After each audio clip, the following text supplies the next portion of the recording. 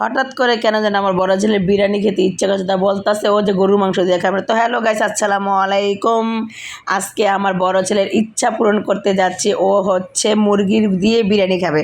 তো কী করবো, ছোট ছোট আলু করে মুরগিগুলো ছোট ছোট পিস করে নিয়ে তো হালকা একটু হলুদ দিছি আর লবণ দিছি, আর কিছু দিনে কারণ তাও কড়াইতে লেগে যাবে, তাও এই জন্য তো সব কিছু কেটে কেটে আমি পুরা পরিপূর্ণ করে তারপরে নিয়েছি। তো ও বলতেছে দাও আমি একটু ভিডিও করে দিই। তো এইটাও আপনাদের মাঝে বলতেছি, কারণ হচ্ছে আমার বড় ছেলে হচ্ছে আমার ক্যামেরাম্যান।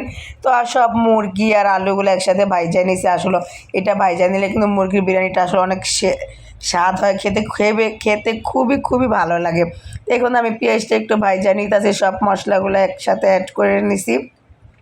তো পেঁয়াজটা কালার একটু অল্পই করছি, কারণ পেঁয়াজটা আসলে একটু লালচা লালচা হয়ে গেছে গা।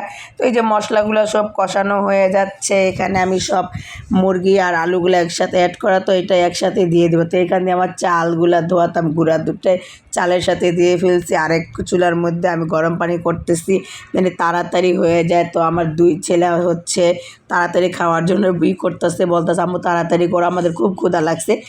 এই যে সব কিছু আছে, মাখানো তো আগেই ছিল। তো আমি এখন কষাইতেছি, চালটা খুব ভাজা ভাজা করতেছি। চালটা যত ভাজা ভাজা করবেন আসলে বিরিয়ানিটা কিন্তু খুব ঝরঝরা হয়। তো কালারটা কিন্তু কেমন হয়েছে সবাই কিন্তু কমেন্টে জানিয়ে দেবেন। খুব সুন্দরই হয়েছে দেখতে, খেতেও কিন্তু অসাধারণ হয়েছিল। তো আপনাদের মাঝে এটা বলতেছি যে খুব মজা হয়েছিল। আসলে মুরগির বিরিয়ানিটা ভাইজা নিলে কিন্তু খুব ভালো হয়। তো এই যে খুবই সুন্দর মাসালার জন্য কালারটা কিন্তু জোস একটা ইয়ামি কালার আসছে। তো আমার ছেলে বলতেছে আম্মু ঝরঝরা হবে, তো দেখেন সুন্দর ঝরঝরাই হয়েছে। চালটা ভিজা রান্না করলাম কিন্তু।